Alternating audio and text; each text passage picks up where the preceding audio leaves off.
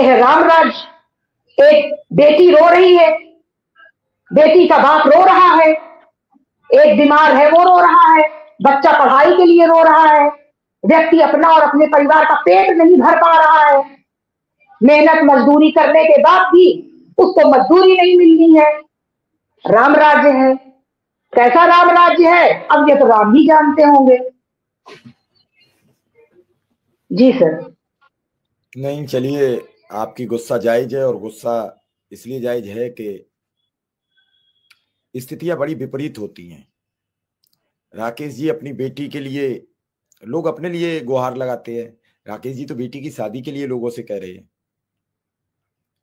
लोग अपने लिए चर्चा करते हैं, अपने लिए बात करते हैं।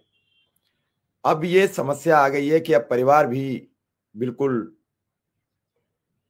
डूबने की कगार पर पहुंच चुके हैं। मान लीजिए, जब राकेश जी को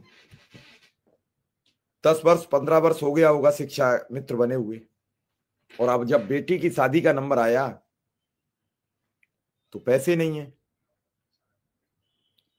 ऐसे एक अकेले राकेश जी नहीं है, ऐसे हजारों की तादाद में शिक्षा मित्र हैं। मैंने अभी आपसे कहा कि मैं 4-5 दिन से बाहर था, आज ही दिल्ली लौटा हूं।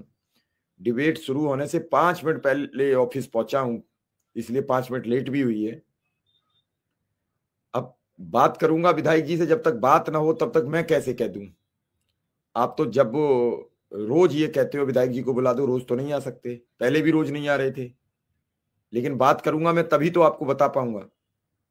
और जब मेरा भरोसा नहीं था मैं कितने बजे कहीं सफर में हूं तो पहुंचूंगा, तो मैं किसी को कैसे आमंत्रित कर दूं। मैं इतनी बात जरूर कहना चाहता हूं कि जो लोग चुनाव से पहले लंबी लंबी फेंकते हैं, वो जरूर इतना ध्यान रखें कि चुनाव के बाद भी फिर लोग सवाल करेंगे, फिर आप गधे के सर की तरह, सींग की तरह गायब हो जाओगे। ऐसा नहीं चलेगा।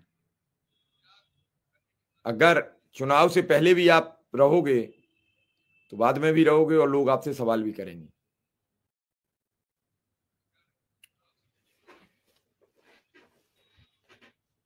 दो लाख लोगों, 1.5 लाख लोगों का संगठन है।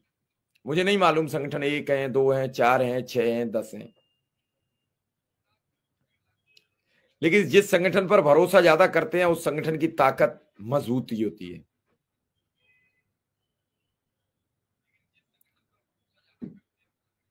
अब जो भी ताकतवर संगठन होगा उससे लोग सवाल करेंगे, अध्यक्ष से करेंगे, महामंत्री से करेंगे, संगठन के नेताओं से करेंगे, और उनका फर्ज भी बनता है कि लोगों को जवाब दे।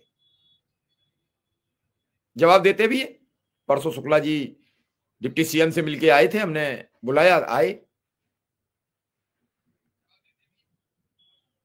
एक दर्शक है हमारे लिख रहे हैं, मेरी तो पत्नी बच्चों को लेकर मायके चली गई छोड़कर। मिश्रा जी, इससे ज्यादा स्थिति खराब क्या होगी। और मैं ये मजाक की बात नहीं कहता हूं, मैं कह रहा हूं बहुत सारे परिवार टूटने की कगार पर हैं। मेरे पास लोगों का भरोसा है तो वो फोन करते हैं, बड़ी खुल के अपनी पीड़ा रखते हैं। वो महिला शिक्षा मित्र हैं, महिला अनुदेशक हैं, वो पुरुष शिक्षा मित्र हैं, पुरुष अनुदेशक हैं। कल मैं शाहजहांपुर बड़ा भावुक हो गया। एक अनुदेशक है, उसकी शादी सिर्फ इसलिए नहीं हो रही है कि उसका 9,000 वेतन है। उम्र 35 वर्ष क्रॉस हो चुकी है, और साल 2 साल शादी नहीं होगी तो शादी ही नहीं होगी। और ऐसे भी इन 25,000 में 1,000-2,000 अनुदेशक निकलेंगे। ऐसा नहीं है कि वो अकेला शाहजहांपुर में बेचारा।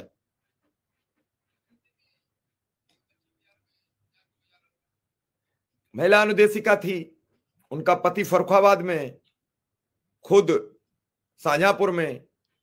दोनों सीमा के जिले हैं, दोनों अलग अलग जिले में रहते हैं। एक कन्नौज के बॉर्डर की ब्लॉक कमालगंज में तैनात है, तो एक ददरौल ब्लॉक जो शाहजहांपुर शहर ब्लॉक है उसमें तैनात है। दोनों में अंतर लगभग 115 किलोमीटर का होगा।